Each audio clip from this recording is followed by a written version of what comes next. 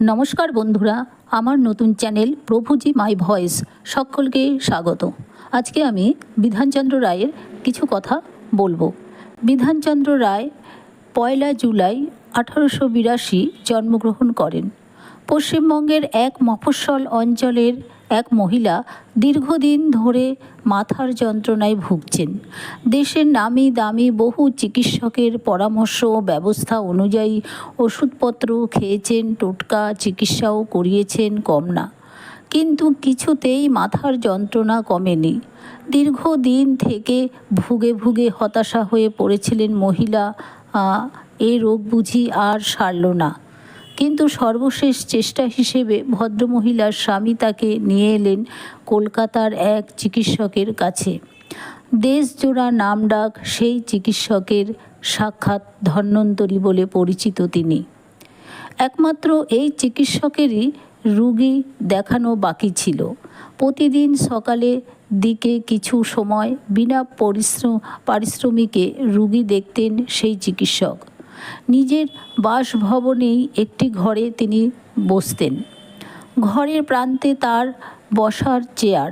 দরজা দিয়ে ঢুকে রুগীকে হেঁটে ডাক্তারবাবুর সামনে গিয়ে বসতে হয়। ঘরে ঢোকা আর হেঁটে গিয়ে আসনে বসার সময়ের মধ্যে ডাক্তারবাবু তার রুগীর পর্যবেক্ষণ করে রোগ নির্ণয় করে দিতেন। এমনই ছিল তার দক্ষতা।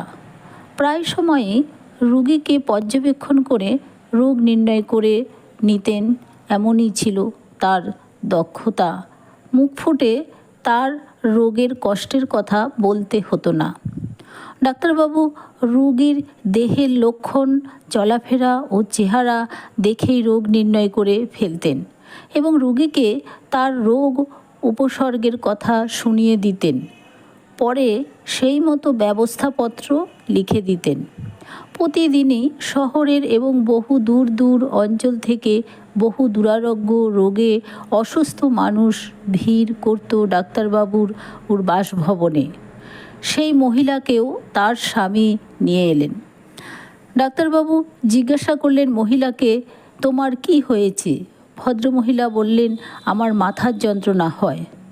তখন ডাক্তারবাবু বললেন, সিঁদুরটা তুমি পরবে না, সিঁদুরটা খুব কমা, ভালো কোম্পানির সিঁদুর পরবে।